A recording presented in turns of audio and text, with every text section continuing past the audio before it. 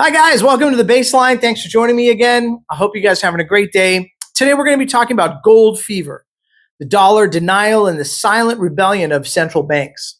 So, let's play a game, okay? Imagine you're a country, not a person, a country. So, you've got borders, a central bank, a population, a flag, maybe a few awkward scandals here and there. Not like we're not used to that, right?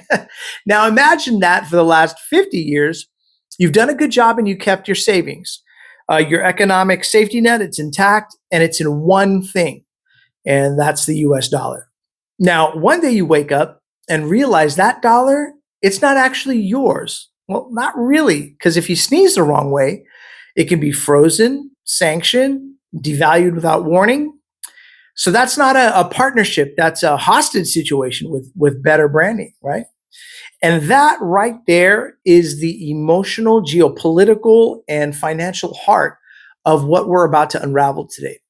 Because what's happening behind the scenes with central banks, gold buying, and the quiet exit from the dollar, it's not just a trend, it's a global whisper campaign. And it's getting louder and louder and louder by the day. So gold isn't screaming, not quite yet, but it's whispering very loudly. So why gold and why now? Well, we're going to have to rewind a little ways back to 2022.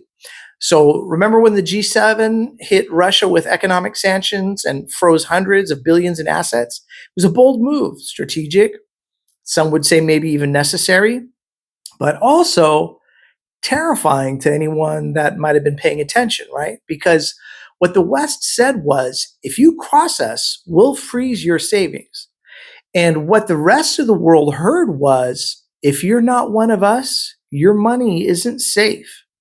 So central banks, particularly those outside the Western bloc, started pivoting and quietly. So gold became their plan B. Not because it's flashy, but because it doesn't have a side. It doesn't choose a side. It doesn't tweet, it doesn't invade, and it doesn't sanction. It just sits there, heavy, ancient, judging us all silently like a grandmother who's seen some things, right? So that brings us to dollar dominance, right? With a side of decay. So let's be fair. The dollar isn't collapsing. It's still the prom king for right now, the prom king of currencies, as it were, but the crown, it's slipping away. Now, 15 years ago, foreign countries held over 55% of US debt. Now, it's just below 30%. And while headlines scream about record foreign holdings, the truth underneath is more uncomfortable, as it were, right? The absolute value may be rising because the US keeps issuing more debt. But as a share of total debt, foreigners are quietly stepping back. It's like showing up to a party with more wine every year and fewer people want to drink with you. The room's still full, but the vibes, they're getting a little awkward. Now, the debt avalanche, no one wants to really talk about. So, this is where we have to pause for a moment, right? And really appreciate America's financial strategy. Spend like a kid with grandma's credit card, rinse and repeat, rinse and repeat. It took us over 2 centuries to rack up 12 trillion in debt, from George Washington to Barack Obama, right? So then from 2020 to 2024, boom, another 12 trillion in 4 years. Now, if you're thinking, well, sure, but that was during a crisis, the COVID crisis, yeah? But the crisis never really ended because spending like this isn't temporary anymore. It's now a business model. So interest rates are up, debt is up, but accountability, that has put on the backboard. Which brings us to Trump, tariffs, and the economics of hat slogans. So let's talk about Trump for a moment, because love him or hate him, we're not picking a side, we're just evaluating, right? And most people fall into one of those two camps, love or hate, but we're not going to try to do that. The guy does, and you have to give him credit, he understands marketing and optics. So when he drops something called the One Big Beautiful Bill, it sounds like a children's book until you realize the plot twist involves trillions in spending and a suspicious lack of math. Now, his team says tariffs will pay for everything, like a magician pulling tax revenue out of thin air. But 2.8 trillion over 10 years, they claim. I don't know. The CBO, they're over in the corner saying, well, we didn't score that. So we're in a surreal economic moment where the government says, don't worry, the bill pays for itself. And then the math replies, well, oh, wow, that's adorable, but I don't know. So why do central banks, why are they playing gold poker at this point, right? Well, here's what you need to understand. Central banks are buying gold aggressively, but most of them aren't telling anyone. Now, according to the World Gold Council, over 1,000 tons were bought last year, but only about 350 were publicly disclosed. So that's not a clerical error. That's a strategy. So if you know the price is going to rise, why broadcast your moves and invite every hedge fund to front run you?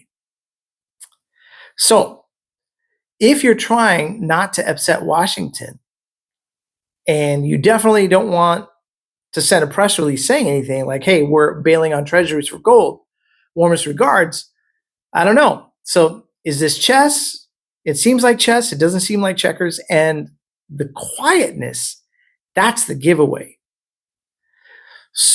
That brings us to our treasuries, right? Once beloved, now we're just kind of, our treasuries just kind of tolerated.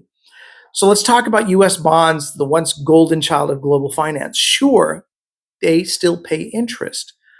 I think around 5% right now, but inflation eats most of that. And if the dollar drops 10% in value, your safe investment suddenly looks really, it looks like an elaborate practical joke, right? That's why countries like China, India, and even some Gulf nations are hedging their bets with gold, because at least gold doesn't drop 10% every time the Fed changes its mind about rate hikes. Now, we have rare earths and phone calls and trade drama 24/7, right? And that we could shift a little bit to rare earths. And if you remember, Trump allegedly called Xi Jinping in 2025, desperate to secure rare earth minerals, the essential ingredients for tech, defense, green energy. Now, the Chinese version of this story says Trump begged for the call. And the US version says it was mutual. Now, let's go ahead for the benefit of the doubt, split the difference and say it was diplomatically awkward, okay?